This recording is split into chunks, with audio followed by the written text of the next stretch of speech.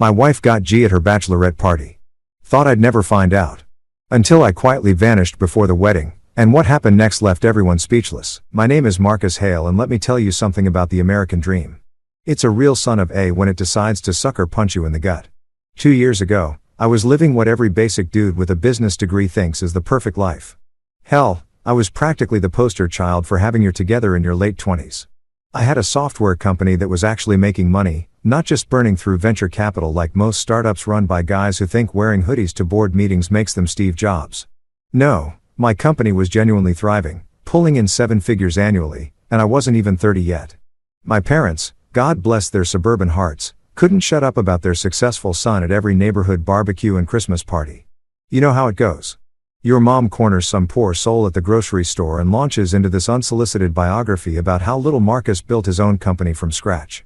Dad would practically burst with pride whenever someone asked what I did for a living. Software solutions, he'd say with this smug grin, like he had any clue what that actually meant beyond computers make money somehow. Then there was my brother Daniel, my supposed ride or die. The guy who knew all my secrets and had my back through every stupid decision I'd made since we were kids, stealing Dad's beer from the garage fridge. We had that bond. You know, the kind where you can call at 3 o'clock in the morning and they'll show up with pizza and terrible advice. No questions asked. At least that's what I thought we had. But the real crown jewel of my supposedly perfect existence was Christina Ward. Jesus Christ. Where do I even start with Christina? This woman wasn't just beautiful. Though, let's be real, she was a certified knockout with those green eyes and this smile that could probably end wars if deployed strategically. She was the whole package. Smart enough to hold her own in any conversation. Ambitious enough to have her own career goals, and funny in that dry, sarcastic way that made me think we were perfectly matched intellectually. For 3 years, we built what I genuinely believed was a real partnership, not one of those shallow relationships where you're just splitting rent and pretending to like each other's friends. No, this felt like the real deal. We bought a condo together, a nice place with granite countertops and one of those kitchen islands that makes you feel like you're living in a home improvement commercial. We adopted this golden retriever named Charlie, who was basically our practice kid, complete with his own Instagram account because that's apparently what responsible pet parents do now. Christina and I would spend hours planning our future like we were mapping out a business strategy, dream vacations to places like Japan and Iceland, conversations about what we'd name our kids, debates about whether we wanted to live in the suburbs or stay urban. She had this way of making even the mundane stuff feel significant. Grocery shopping became this thing where we'd argue about organic versus conventional produce. And somehow she made me care about thread count when we bought sheets. What really got me was how seamlessly she fit into my world and how naturally I slipped into hers. Her parents treated me like I was already family. Her dad would corner me during dinner parties to talk business, and her mom would text me directly about family events. Meanwhile, my own mother had basically adopted Christina as the daughter she never had. They'd go shopping together, share recipes, and have these long phone conversations about God knows what. It was like we'd created this perfect little ecosystem where everyone loved everyone, and the future was just this bright, shiny thing waiting for us to claim it. I thought I was the luckiest bastard alive.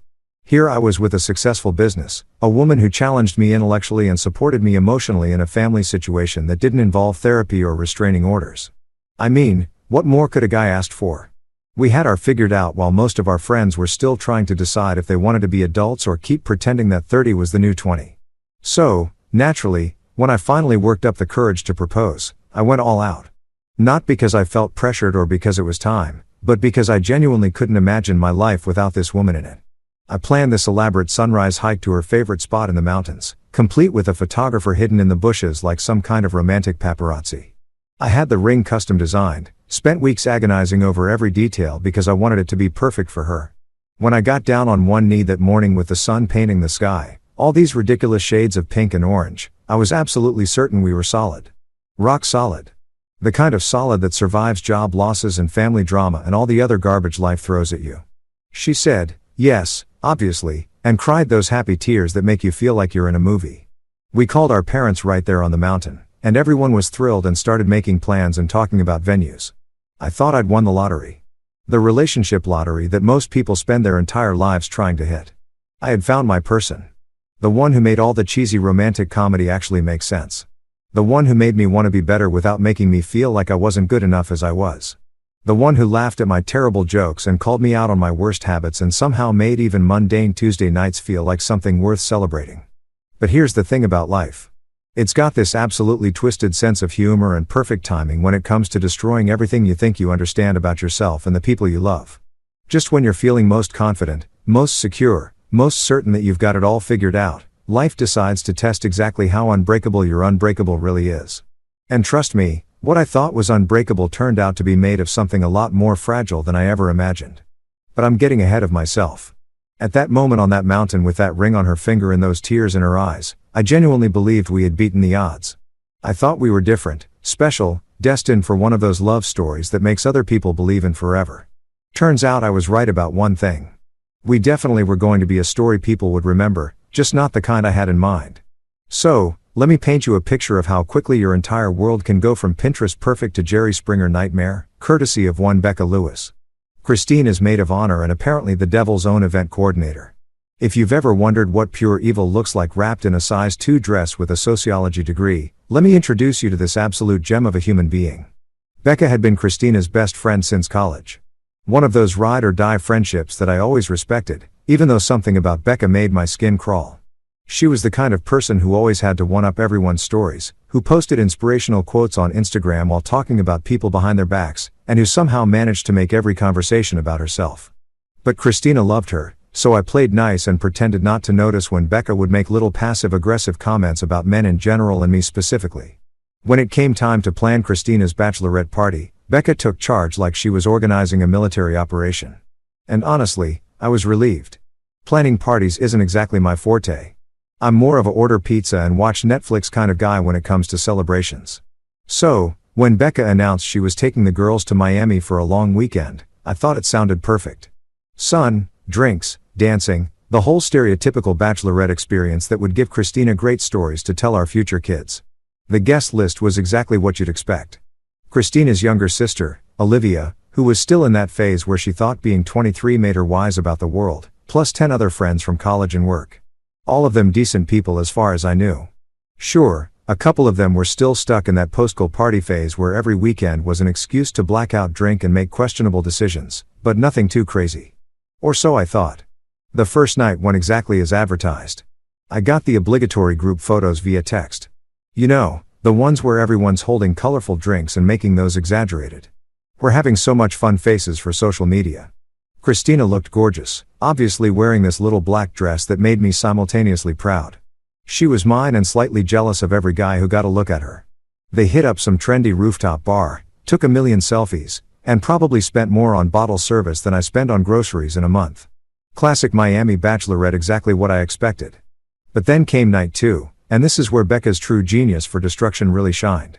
See, while the first night was all about public consumption, the Instagram stories, the Facebook check-ins, the carefully curated photos designed to make everyone back home jealous. Night 2 was supposed to be private, very private, the kind of private that requires signing NDAs and turning off location services. Becca had arranged for the party to move from the clubs to this rental house in South Beach. Nothing too suspicious about that. Girls' trips often end up in some ridiculous Airbnb where everyone can spread out and continue the party without worrying about hotel noise complaints or judgmental tourists. What she didn't advertise in the group chat was that she'd also arranged for some entertainment for male dancers, to be exact, but let's call them what they actually were. Male strippers who specialized in private parties for groups of wealthy women looking to live out their 50 Shades fantasies. These weren't your typical Magic Mike wannabes doing cheesy routines at some dive bar. No, these were full-service performers who came with their own music, their own props, and absolutely zero boundaries when it came to audience participation. Now, here's where the story gets really interesting. While I was back home, probably watching some mindless action movie and missing Christina like the devoted fiancé I was, she was discovering exactly what kind of woman she became when nobody was watching. Or at least when she thought nobody was watching. The drinks were flowing top shelf everything because Becca never did anything halfway. Someone had brought party favors of the pharmaceutical variety because apparently mimosas and champagne weren't enough to lower inhibitions for what Becca had planned. And slowly but surely, my sweet conservative. Let's wait until marriage for the really kinky stuff. Fiancé started transforming into someone I wouldn't have recognized if I'd been standing right there. The cheering started innocently enough. A little whooping and hollering as the guys did their choreographed routines. The kind of noise you'd expect from any group of drunk women watching attractive men take their clothes off. But as the night progressed and the alcohol kicked in and whatever else they were taking started working its magic, things escalated quickly. What began as innocent fun, the kind of thing that happens at bachelor and bachelorette parties across America every weekend, turned into something that would make a porn director blush. The dancing became touching. The touching became participating. And my precious Christina, the woman who blushed when we talked about trying new positions, became the star of her own private show while her friends cheered her on like she was competing for Olympic gold in infidelity. The worst part, they filmed everything. Every single degrading moment, every cheer, every laugh, every second of my fiancée doing things with strangers that she'd never even suggested we try together. Becca, ever the documentarian, made sure to capture it all from multiple angles. For posterity, she probably told herself. For blackmail material, more likely. But here's the real kicker. It wasn't just Christina. This became a group activity, a sisterhood bonding experience where inhibitions were checked at the door and marriage vows were apparently just suggestions. Olivia, sweet little Olivia, who still called me future brother-in-law and asked my advice about boys, turned out to be just as enthusiastic as her older sister. Half the bridesmaids joined in like it was some kind of twisted team-building exercise. And through it all, there was Becca orchestrating the whole thing like a conductor leading a symphony of betrayal. She was the one encouraging, the one filming, the one making sure everyone got their turn in the spotlight. She turned my fiancée's bachelorette party into something that would have made Hugh Hefner proud. The truly beautiful irony. While they were all getting their kicks in Miami, thinking their secrets were safe in that rented house, technology had other plans. Those videos, those precious memories of their girls' weekend, were automatically backing up to the cloud. Our shared cloud storage account, specifically the same one we used for wedding planning and vacation photos and all those sweet innocent moments from our 3 years together. So, while Christina was living it up in South Beach, discovering her inner porn star with 4 random dudes and her giggling friends, every single second was being preserved for posterity in high definition, just waiting for me to discover it. And discover it I did. You know that moment in horror movies when the protagonist realizes the monster has been living in their house the whole time? That split second when everything they thought they knew about their safe little world gets turned upside down and they're standing there like an idiot wondering how they missed all the obvious signs. Yeah. Well, that was me at 11:47 p.m. on a Tuesday night, sitting in my home office in my boxers, staring at my laptop screen like it had just grown fangs and started speaking Latin. Christina had gotten back from Miami 3 days earlier, all sun-kissed and glowing, full of stories about overpriced drinks and how Olivia had gotten so drunk she tried to order room service from a lamp. Cute stories, innocent stories, the kind of harmless bachelorette party tales that make for good dinner conversation with the in-laws. She'd show me photos on her phone. The usual suspects posing at various Miami hotspots. Everyone looking appropriately wild, but not too wild, like they were auditioning for a reality show about responsible adult women having clean fun. What she didn't tell me about were the other photos, the ones that were quietly uploading themselves to our shared cloud storage while she regaled me with edited highlights of her weekend. See, here's the thing about modern technology. It's designed to make our lives easier by automatically backing up every precious memory. Family vacations, birthday parties, random Tuesday afternoon selfies, and apparently your fiancé's weekend-long descent into behavior that would make a porn star proud. I'd been working late trying to finish up some code for a client presentation when I decided to grab some photos from our Miami trip last year for a slideshow. Just clicking through our shared albums looking for that perfect sunset shot when suddenly I'm staring at a thumbnail that definitely wasn't from our romantic getaway. It was Christina. Alright, but this wasn't the Christina who worried about whether her dress was too short for church or who made me turn around when she was getting changed. At first, I thought it was some kind of mistake. Maybe someone else's photos had gotten mixed up with ours through some cloud storage glitch. Technology screws up all the time, right? But then I saw the timestamp. Last weekend, Miami. And then I saw Becca in the background holding up her phone like she was filming a documentary about the complete destruction of my faith in humanity.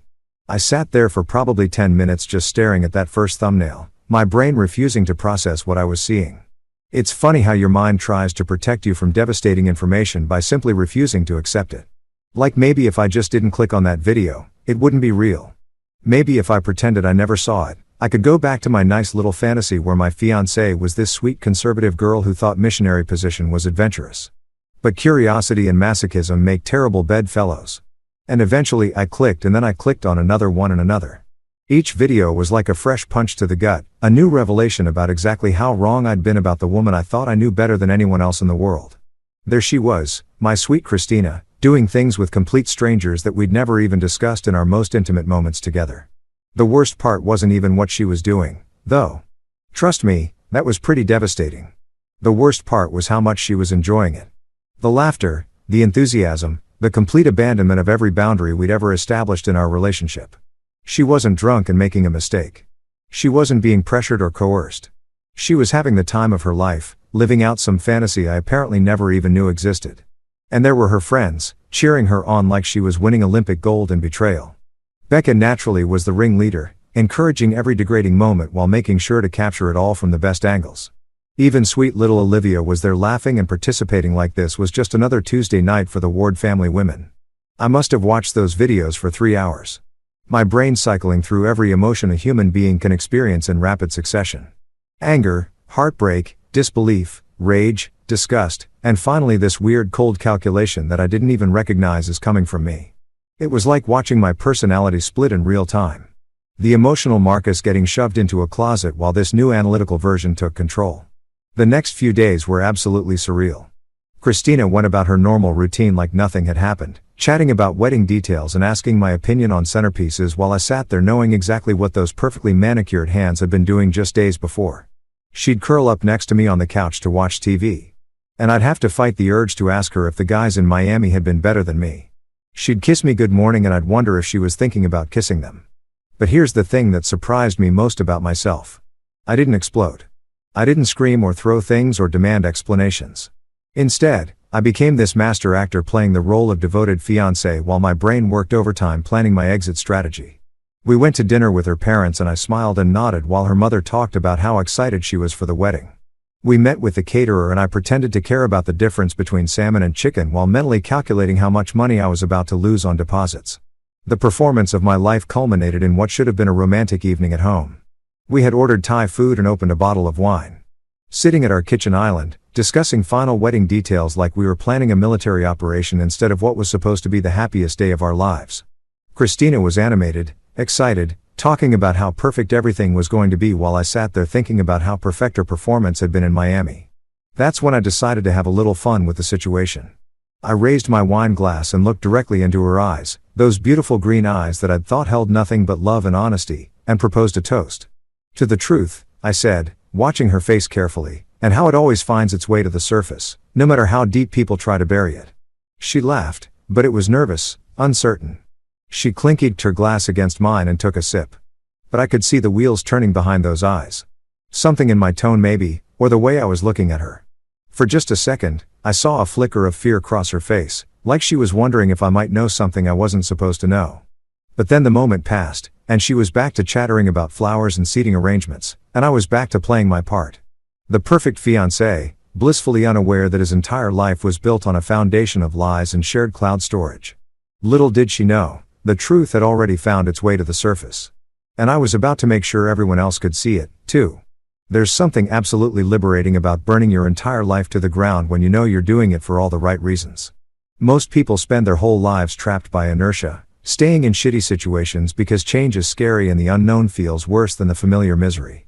But when you've got nothing left to lose because everything you thought you had was just an elaborate lie anyway, well, that's when you discover what real freedom feels like. I woke up that Thursday morning at 5:30 a.m. like I had every day for the past 3 years. Christina was still dead asleep next to me, sprawled across her side of the bed in that oversized NYU t-shirt she'd been wearing since college. Her hair fanned out across the pillow like some kind of Renaissance painting. For a split second, looking at her peaceful face in the early morning light, I almost forgot what I knew. Almost let myself slip back into the fantasy that this was still my life, that she was still my person, that we were still building something real together. But then I remembered those videos and that momentary weakness passed like a bad hangover. I slipped out of bed without making a sound. A skill I perfected over 3 years of early morning conference calls with clients on the West Coast and headed to the shower. As the hot water hit my face, I ran through my mental checklist one more time. Today was the day I became a ghost. I'd spent the last week planning this exit like it was the most important business deal of my life, which in a way it was. The business deal where I traded my old, pathetic, deceived life for something clean and new. I'd already transferred the important files from my office to a secure server, quietly closed out projects with existing clients, and set up automatic payments for all the bills that would need handling in the coming weeks. I wasn't just disappearing. I was evaporating without leaving a trace of financial chaos behind me. By 6:15, I was dressed and moving through our condo like a man on a mission. I grabbed my go bag from the back of our closet, A simple duffel with enough clothes and essentials to last me a few weeks while I figured out my next move. Everything else, all the accumulated stuff of our shared life, could stay right where it was. I didn't want any of it anymore. Every piece of furniture, every photo, every little decorative item we picked out together had been contaminated by the truth of who she really was. Christina never stirred as I wrote out the checks for the wedding vendors. Every single one paid in full with little notes explaining that the wedding was canceled and they should keep their deposits as compensation for the late notice. The florist, the caterer, the band, the photographer, all of them got their money and their freedom. I wasn't going to let innocent small business owners suffer because my fiancé turned out to be a fraud. The note I left on the kitchen counter was a masterpiece of brevity. The wedding is off. Take care of yourself. 22 words to end a 3-year relationship and a lifetime of shared plans. I probably spent more words ordering coffee at Starbucks. But sometimes the most devastating messages are the shortest ones. No explanation, no accusations, no dramatic flourishes, just facts delivered with the emotional warmth of a parking ticket. I locked the door behind me at 7:45 a.m. and dropped my keys in the mailbox. By 8:30, I was at my office boxing up the last of my personal items while my assistant Rebecca, yes, another Rebecca, because apparently that name was cursed in my life, watched me with growing concern. She kept asking if everything was okay, if there was anything she could do to help, if I was taking a vacation. Sweet kid, probably about Christina's age, still young enough to believe that successful people don't just implode their entire lives on a random Thursday morning. I'm taking an extended break. I told her, which was technically true, an extended break from trusting people, from believing in fairy tale relationships, from being the kind of naive idiot who thinks shared cloud storage is just for vacation photos. Forward any urgent calls to my cell, but otherwise consider this place closed indefinitely. The moving company arrived at our condo at exactly 10 a.m. just like I'd scheduled. Professional, efficient, and completely indifferent to the emotional weight of what they were packing. My clothes, my books, my computer equipment, my coffee maker, everything that was purely mine got loaded into a truck and hauled away to a storage unit across town. I watched 3 years of domestic bliss get reduced to boxes and labels and felt absolutely nothing. By noon, I was standing in the Verizon store, canceling my phone service and tossing my iPhone into the trash like it was contaminated with the plague. The teenage employee looked at me like I'd lost my mind, but he processed the cancellation anyway. Facebook, Instagram, Twitter, LinkedIn, every digital footprint of Marcus Hale, successful entrepreneur and devoted fiancé, got deleted with the same clinical efficiency I used to debug code. The bank was my next stop where I closed our joint checking account and moved everything into a new account at a different institution. Clean break, no shared financial entanglements, no way for her to track my movements through credit card statements or online banking. I even changed my direct deposit information for the business accounts, routing everything through a completely separate financial ecosystem. Daniel was the only person who got a heads up, and even that was minimal. A single text from a burner phone. Wedding's off. Christina knows why.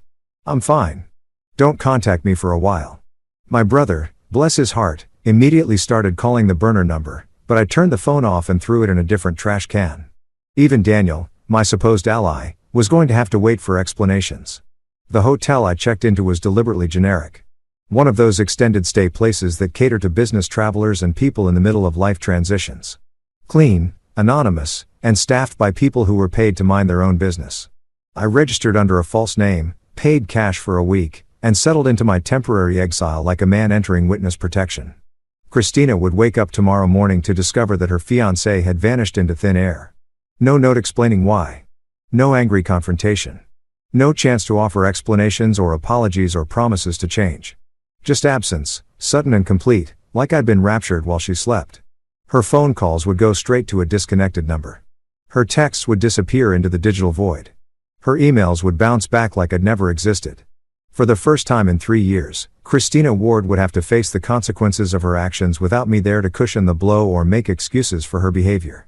And somewhere in that anonymous hotel room, I smiled for the first time in a week. Saturday morning, June 15th, what should have been our wedding day, what should have been the culmination of 3 years of planning. The day Christina walked down the aisle in that ridiculously expensive dress she'd spent months obsessing over. The day I promised to love and cherish her until death do us part.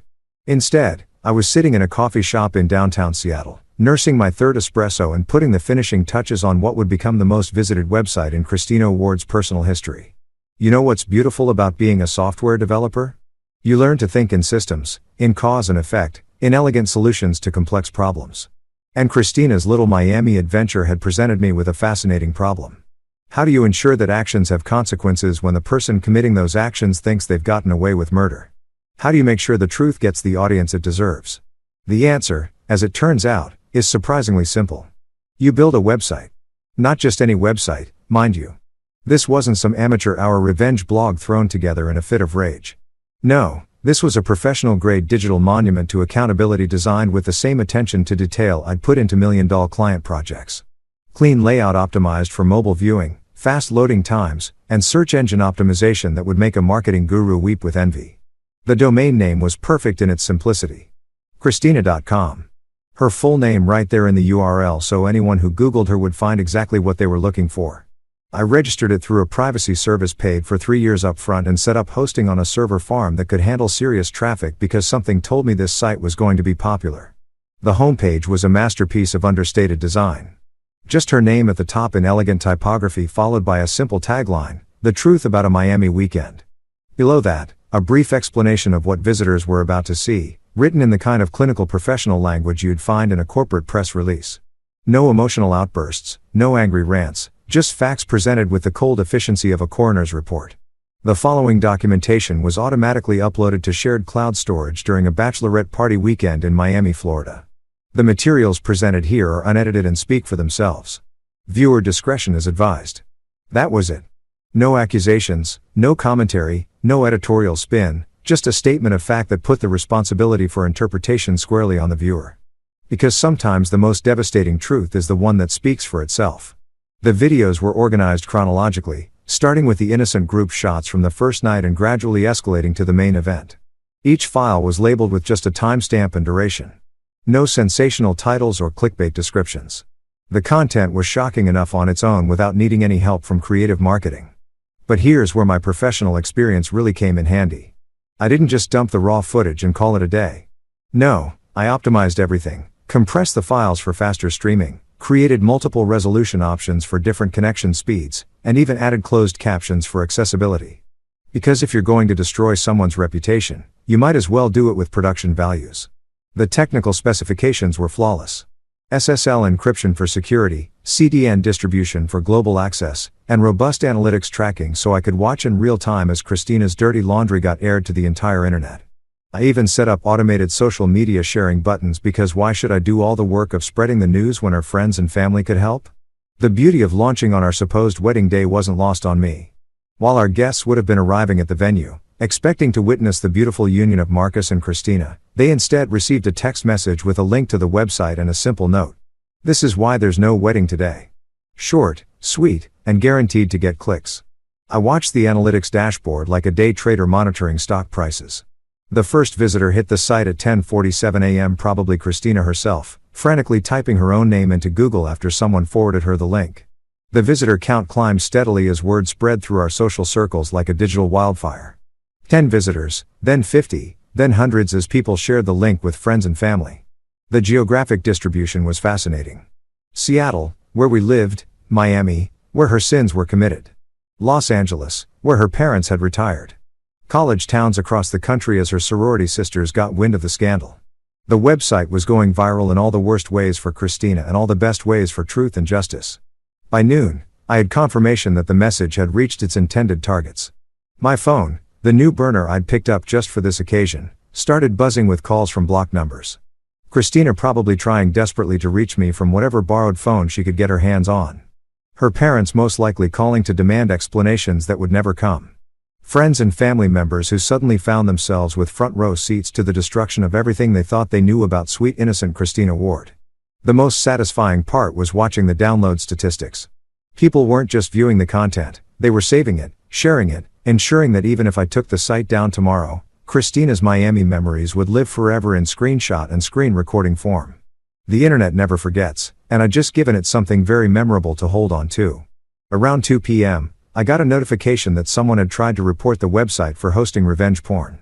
Cute attempt, but legally meaningless since all the content had been voluntarily created and automatically shared to a joint account.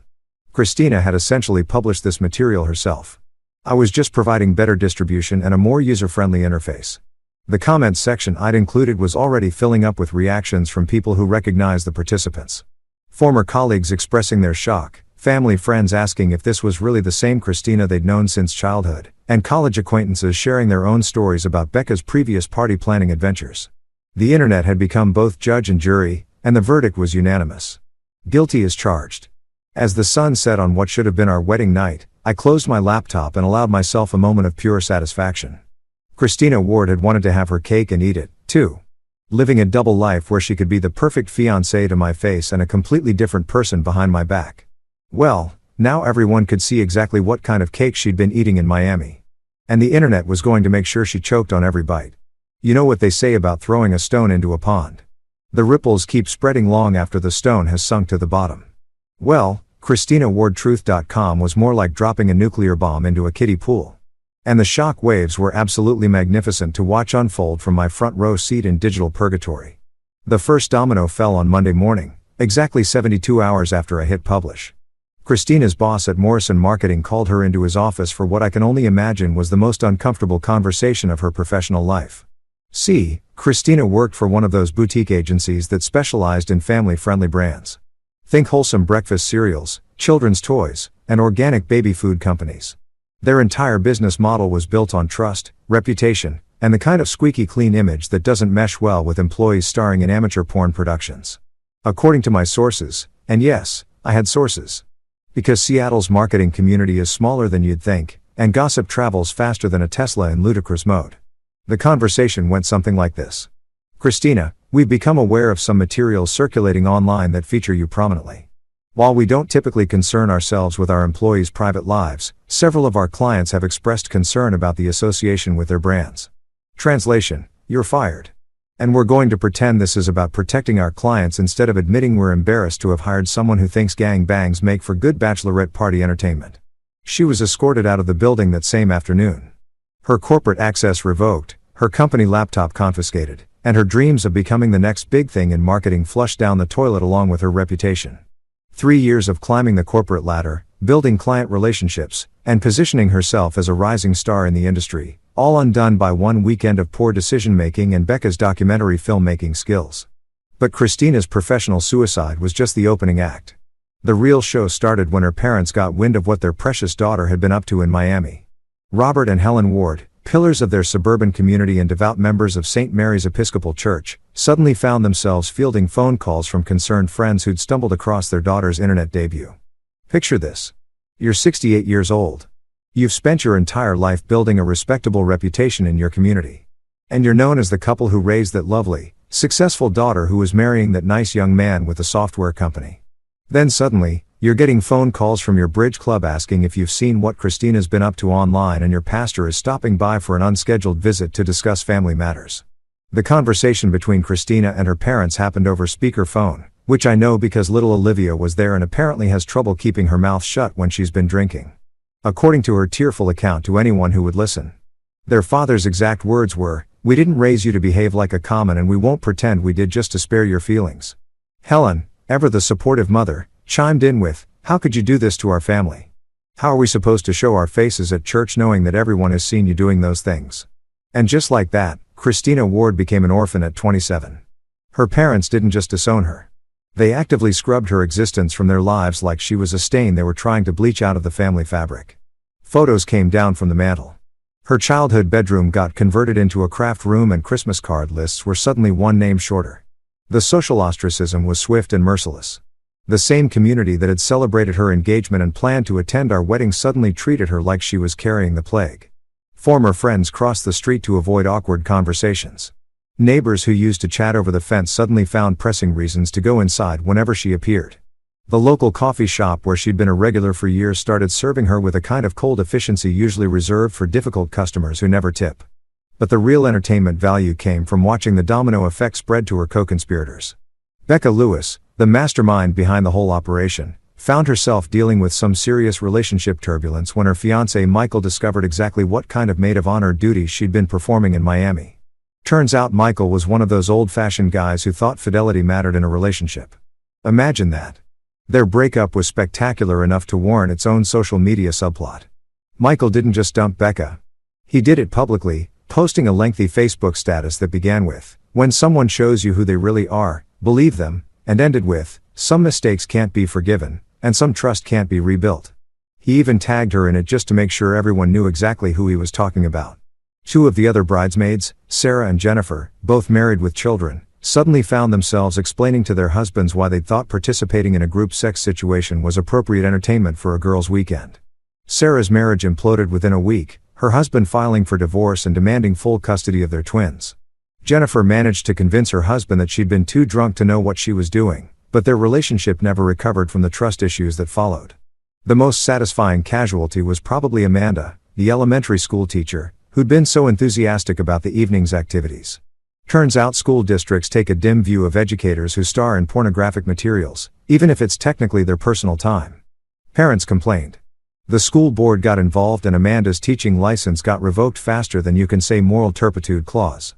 Even Olivia, sweet little Olivia, who was supposed to be the innocent baby sister, found herself dealing with consequences.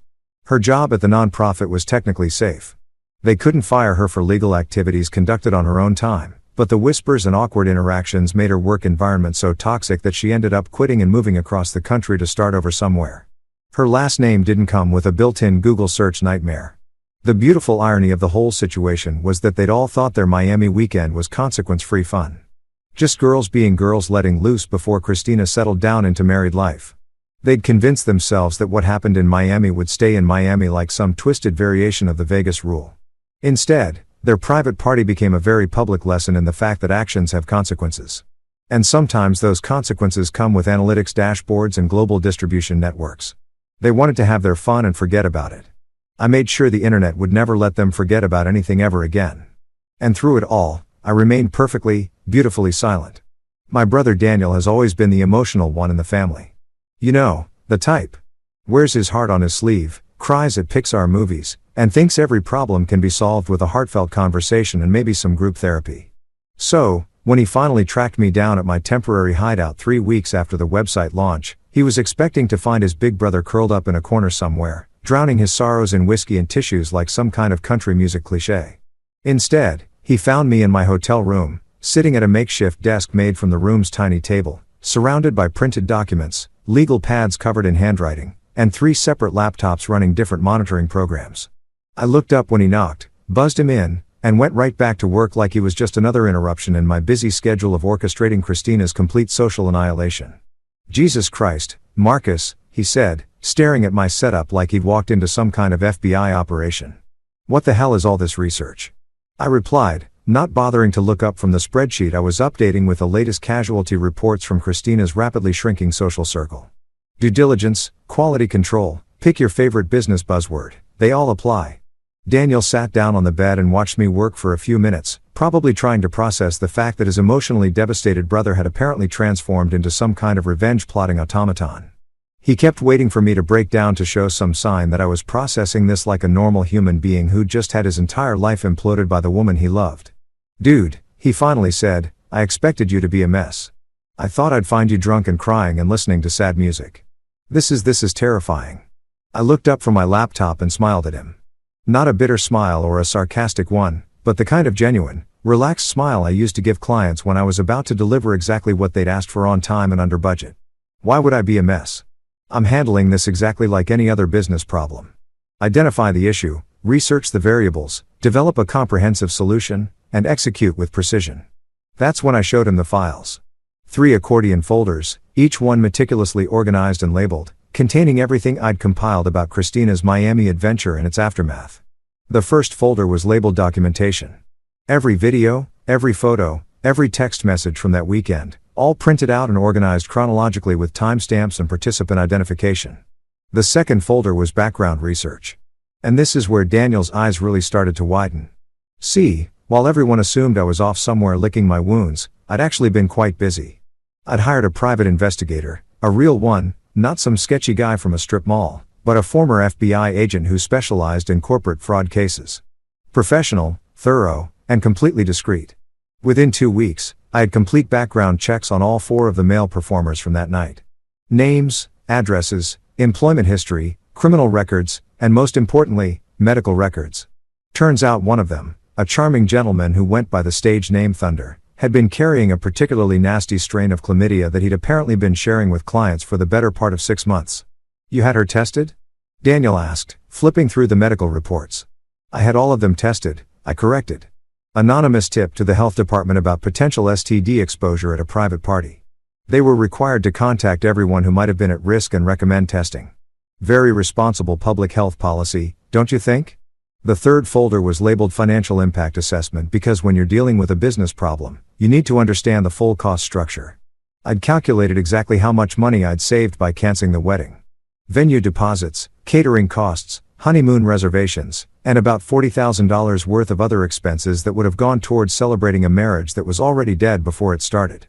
But more interesting was the analysis I'd done of Christina's financial situation post-revelation. Lost income from her terminated employment, legal fees from her attempts to get the website taken down, therapy costs that her insurance didn't cover, and the security deposit she'd lost when she had to break her lease and move back in with friends because her parents had disowned her. You've been tracking her expenses. Daniel was looking at me like I'd grown a second head. Market research, I explained. If you're going to destroy someone's life, you should understand the full scope of the impact. It's about being thorough. What really freaked him out was the timeline I created. A detailed project plan complete with milestones and deliverables showing exactly how I'd orchestrated every aspect of Christina's downfall. The website launch had been phase 1. Phase 2 was the strategic leak to her employer and key social contacts. Phase 3 involved the health department investigation. Phase 4 was ongoing monitoring and documentation of the cascading effects. This is insane, Daniel said. But there was something like admiration in his voice. I mean, it's completely psychotic, but it's also impressively organized. Thank you, I said, genuinely pleased by the compliment. I've always believed that if you're going to do something, you should do it right. Half-ass revenge is just as pathetic as half-ass anything else. I explained to him how I'd approach the whole situation like a product launch. Market research to understand the target audience, content creation and optimization for maximum impact. Distribution strategy across multiple channels and performance analytics to measure success metrics. I even had conversion tracking set up to monitor how many people who visited the website took additional actions like sharing the content or leaving comments. The beautiful thing about treating it like a business project, I told him, is that it removes all the messy emotional variables. I'm not doing this because I'm angry or hurt or want revenge. I'm doing it because it's the logical response to the problem Christina created when she decided to film herself for strangers and then lie to my face about it for 3 weeks. Daniel was quiet for a long time, just staring at the organized chaos of my temporary war room. Finally, he asked the question I'd been waiting for. Don't you feel anything? Aren't you sad or angry or anything? I considered the question seriously because Daniel deserved an honest answer. I felt plenty, I said. For about 48 hours after I found those videos, I felt everything. Rage, heartbreak, betrayal, confusion, the whole emotional buffet. But then I realized that feelings weren't going to solve the problem. Feelings weren't going to make sure she faced appropriate consequences for her choices. Feelings weren't going to prevent her from doing this to some other poor bastard in the future. So, you just turned them off. I redirected them. I corrected. Channeled them into something productive. Christina thought she could have her fun and then go back to playing the innocent fiancé. She thought actions didn't have consequences as long as nobody found out. I'm simply correcting that misconception using the most efficient methods available. Daniel left that day looking like he'd witnessed something that fundamentally changed his understanding of human nature. And maybe he had, because what he'd seen wasn't his emotional, heartbroken brother grieving the loss of his relationship. What he'd seen was a businessman executing a flawless project plan with the same precision and attention to detail that had made my software company successful. And the project was running exactly on schedule. A year later, Daniel did something that pissed me off more than anything Christina had ever done, and that's saying something considering she'd literally filmed herself getting gangbanged by strangers 3 weeks before our wedding. My brother, in his infinite wisdom and complete disregard for my explicit instructions, decided that Christina deserved to know what had really gone through my head during those final weeks. Because apparently Daniel had appointed himself the ambassador of emotional closure and he thought everyone needed to process their feelings like we were all living in some kind of therapeutic reality show. He told me about it over beers at our usual spot. This dive bar near his apartment where the bartender minds his own business and the jukebox still plays actual CDs. Daniel had that guilty look on his face that I remembered from when we were kids. And he'd broken Mom's favorite vase or forgotten to feed our goldfish for a week straight. The look that said he'd done something he knew I wouldn't approve of, but he'd convinced himself it was for my own good. I met with Christina, he said, not even waiting for me to sit down with my beer. Just dropped it on me like a bomb while I was still shrugging out of my jacket. I stopped mid-motion and stared at him. You did what? She's been calling me for months, Marcus.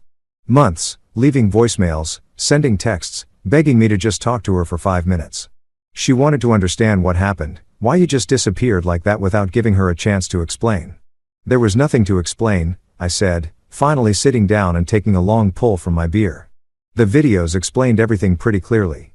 High definition, multiple camera angles, excellent audio quality. Really, Becca should have gone into documentary filmmaking professionally. But Daniel wasn't going to be deterred by my sarcasm. He had that earnest, concerned brother expression that meant he was about to try to save my soul whether I wanted it saved or not. She's a mess, Marcus. Like completely broken. You should see her. She's lost probably 20 pounds. She looks like she hasn't slept in months, and she's basically become a hermit because she can't go anywhere without people recognizing her from your website. Good, I said, meaning it. Actions have consequences. She chose to document her extracurricular activities, and I chose to make sure those documents got the audience they deserved. Natural cause and effect. That's exactly what I'm talking about, Daniel said, leaning forward with that intensity he got when he was trying to make a point. You talk about her like she's a business problem you solved.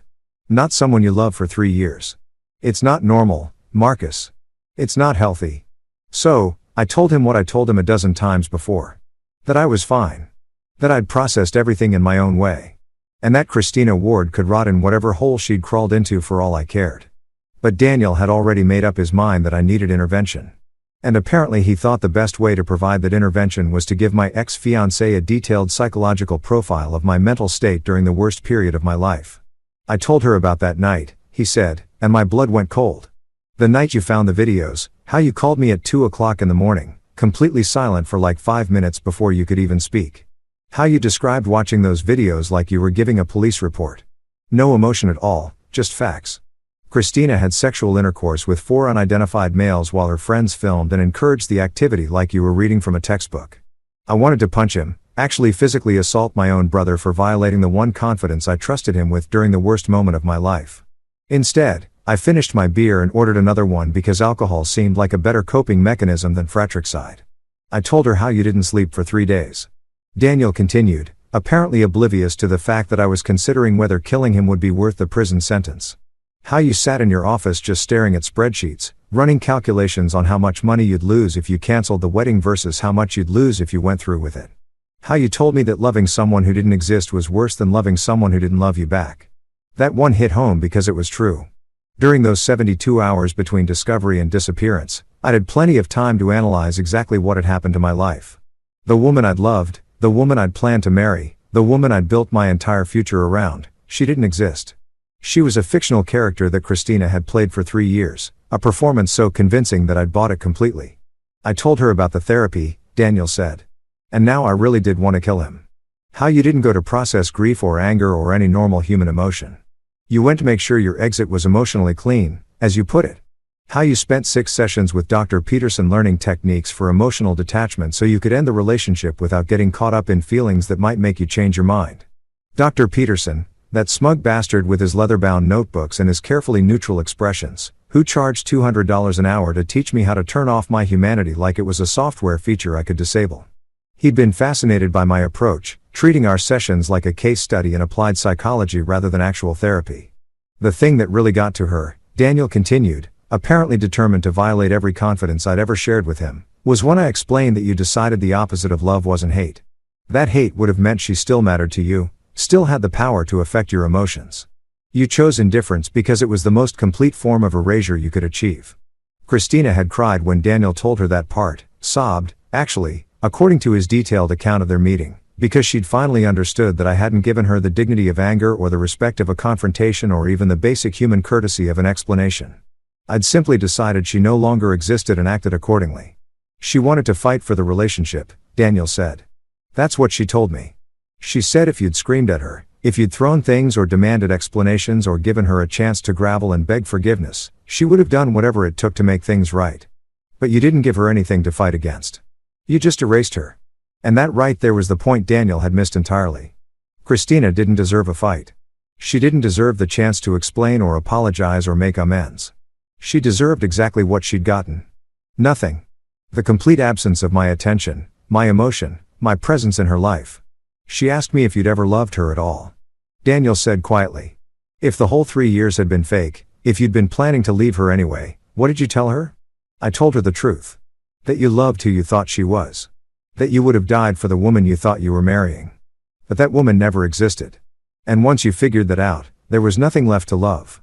Daniel finished his beer and looked at me like he was waiting for some kind of emotional breakthrough, some moment of catharsis where I'd break down and admit that I still cared about Christina and needed closure and healing and all that therapeutic. Instead, I ordered another round and changed the subject to baseball scores because the truth was Daniel had told Christina exactly what she needed to hear, that the punishment wasn't anger or revenge or even hatred. The punishment was nothing at all.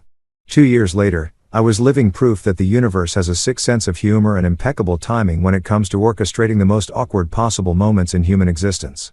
There I was, standing in the organic produce section of a Whole Foods in downtown Seattle, debating whether the $30 a pound heirloom tomatoes were worth it for the salad Lauren had requested. When fate decided to play its cruelest joke yet, I heard my name whispered behind me like a prayer or a curse. And I knew immediately who it was without turning around. You know how they say you never forget your first love? Well, you also never forget the voice of the woman who taught you that love is just an elaborate con game played by people who haven't figured out how to be honest about what they really want. Marcus. I turned around slowly like I was moving through water. And there she was. Christina Ward, or whatever name she was going by these days. The woman who had once been the center of my universe, now looking like a completely different person standing next to the overpriced organic kale. 2 years had not been kind to her, and I found myself conducting an involuntary before and after comparison like she was a cautionary tale about the long-term effects of public humiliation. The Christina I remembered had been radiant, confident, always perfectly put together, like she was constantly ready for an impromptu photo shoot. This Christina looked like she'd been living under a bridge for the past 24 months. She'd lost weight, too much weight, the kind that makes a person look fragile instead of fit. Her hair, which had once been her pride and joy, was pulled back in a simple ponytail that screamed, "I've given up on trying to look good." And her clothes, Jesus Christ, her clothes looked like she'd picked them up from a clearance rack at Target without bothering to check if they actually fit. But it was her eyes that really got me. Those green eyes that had once sparkled with intelligence and humor now looked hollow, haunted, like she'd seen things that had fundamentally changed her understanding of how the world worked, which, to be fair, she probably had. Having your entire life implode in high definition and then get shared with the internet tends to leave a mark. "Christina," I said, my voice perfectly neutral, like I was acknowledging a casual acquaintance I'd run into at a coffee shop. No warmth, no anger, no recognition of our shared history, just polite acknowledgement that she'd said my name, and basic social courtesy demanded a response. She flinched like I'd slapped her. Actually flinched. Like the sound of her own name coming from my mouth was physically painful, which was probably fair since I'd made that name pretty goddamn toxic over the past 2 years. "How are you?" she asked, and I could hear the desperation in her voice. The need to have this conversation to somehow bridge the gap between who we used to be and who we were now. Standing in a grocery store treating each other like strangers. "I'm well," I replied.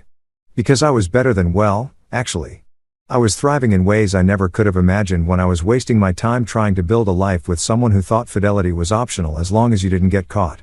She nodded like that was exactly the answer she'd expected and dreaded. "I heard you got married," she said, and I could see her trying to force enthusiasm into her voice. "Congratulations. That's wonderful." "Thank you," I said, adjusting my wedding ring slightly, not consciously, but she noticed anyway. Her eyes followed the movement like it was a knife being twisted in a wound. "Lauren is a surgeon. We met through mutual friends about 18 months ago." The timeline wasn't lost on her. 18 months ago meant I'd found someone new, fallen in love, gotten engaged, and married. All while she was still dealing with the fallout from her Miami adventure. While she was probably still trying to figure out how to rebuild her life from the smoking crater I'd left behind, I'd moved on completely and built something better with someone who understood basic concepts like honesty and commitment. "That's great," she said. And I give her credit for trying to sound like she meant it. "Really great. I'm happy for you. We're expecting our first child in the spring," I added, because sometimes truth is the most effective weapon available. "Lauren's about 5 months along. We're very excited." That one hit like a physical blow. I watched her face crumble for just a second before she managed to pull herself together and force another smile, because we talked about kids back when we were playing house and pretending to plan a future together. We'd even picked out names, had debates about public versus private school, discussed whether we wanted to raise them in the city or move to the suburbs. Now I was having that future with someone else, someone who deserved it. While Christina got to stand in a grocery store and pretend she was happy about it. I'm glad you found someone, she said, and her voice cracked just slightly on the word someone. You deserve to be happy. I am, I said simply, because it was true. I was happy in ways I'd never been with her. Even during what I'd thought were our best moments, Lauren and I had built something real, something honest, something that didn't require me to constantly worry about what she was doing when I wasn't around. Christina took a deep breath like she was preparing for something difficult. Marcus, I know this probably isn't the time or place, but I need to say something. I need you to know how sorry I am about everything. About what I did, about how I hurt you, about Christina. I interrupted, my voice still perfectly calm and neutral. It's been 2 years. Apologies are for the moment. They matter right now. They're just words that make you feel better about yourself. She stared at me like I'd spoken in a foreign language. But don't you want to know why? Don't you want me to explain what happened that weekend, what I was thinking, why I made those choices? I considered the question seriously, not because I was actually curious about her motivations, but because she seemed to genuinely believe that I might be. No, I said finally. I really don't. What you did explained everything I needed to know about who you are. The rest is just details. I never cheated on you before, she said desperately. Like that somehow made it better. Miami was the first time, the only time. I want you to know that. And that right there was what made me almost feel sorry for her. Almost. That actually makes it worse. I told her, if you'd been cheating all along, at least I could tell myself our entire relationship was a lie and move on. But knowing you threw away 3 years of building something real for one weekend of meaningless fun with strangers, that's not tragic, Christina. That's just stupid. She started crying then, right there in the produce section, tears streaming down her face while other shoppers pretended not to notice the drama unfolding next to the organic spinach. She whispered. I up so badly, and I've spent every day for 2 years wishing I could take it back. I know, I said. And for the first time in the conversation, I felt something almost like sympathy. But wishing doesn't change anything. Actions have consequences, and those consequences don't disappear just because you regret the actions. I grabbed a bag of the expensive tomatoes and put them in my cart, ready to end this encounter and get back to my actual life. But she wasn't done yet. Do you hate me? She asked. And I could tell this was the question she'd been building up to. The one that had been eating at her for 2 years. I looked at her one last time, really looked at her, taking in the damage that her choices had caused, not just to me, but to herself. No, Christina, I said. I don't hate you. Hate would mean you still matter to me. You don't.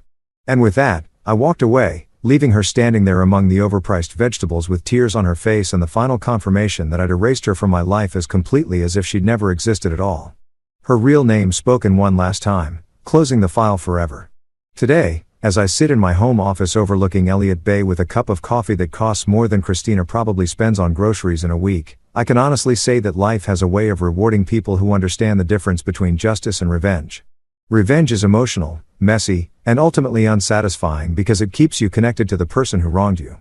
Justice, on the other hand, is clean, permanent, and allows you to move on with your life while ensuring that actions have appropriate consequences. Seattle turned out to be the perfect place for a fresh start. Clean air, progressive values, and a tech industry that appreciates people who can solve complex problems without getting bogged down in emotional drama.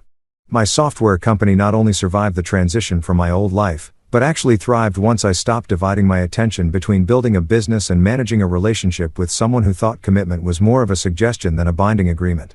The irony isn't lost on me that Christina's betrayal was probably the best thing that ever happened to my career. Without the distraction of trying to maintain a relationship with someone who was fundamentally dishonest, I was able to focus entirely on growing the company. We landed 3 major clients in the first year after I moved to Seattle, expanded our development team by 60% and opened satellite offices in Portland and Vancouver. Success, it turns out, is much easier to achieve when you're not constantly wondering what your significant other is doing behind your back. But the real victory isn't professional, it's personal.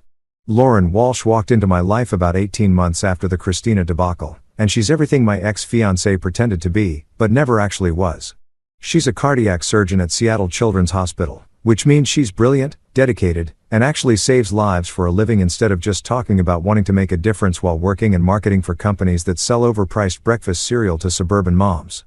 What I love most about Lauren is her complete inability to, when you spend your days literally holding children's hearts in your hands, you develop a pretty low tolerance for dishonesty and game playing.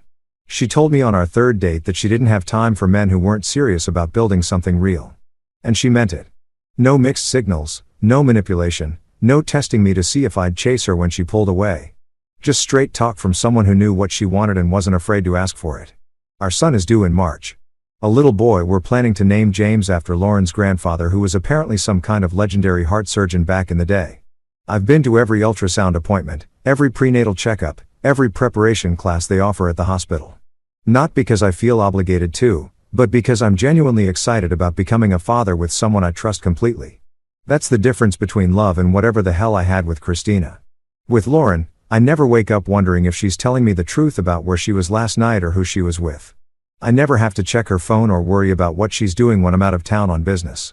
The anxiety that I didn't even realize I was carrying for 3 years with Christina just disappeared. Turns out when you're with someone who's actually trustworthy, you don't spend your time looking for signs of betrayal. People ask me sometimes if I hate Christina, usually in that concerned tone that suggests they think I'm repressing some deep psychological trauma that's going to surface at an inconvenient moment and ruin my new life. The answer is always the same. Hate requires caring, and I genuinely don't care what happens to her. She's become completely irrelevant to my existence, like a plot line from a TV show I stopped watching years ago. I know she's still in Seattle, probably because she can't afford to move anywhere else after losing her job and burning through whatever savings she had on legal fees trying to get my website taken down. Daniel mentioned seeing her working at some coffee shop in Capitol Hill, which seems fitting somehow. From marketing executive to barista, a natural progression for someone who thought documenting their infidelity was a good idea. The website itself came down eventually, not because of any legal pressure, but because it had served its purpose. Christina Ward's name was permanently associated with her Miami adventure in search engine results. Social media had preserved countless screenshots and recordings, and enough people had downloaded the original content to ensure it would resurface if she ever tried to rebuild her reputation. Mission accomplished. That's the beautiful thing about the internet age. Accountability is permanent.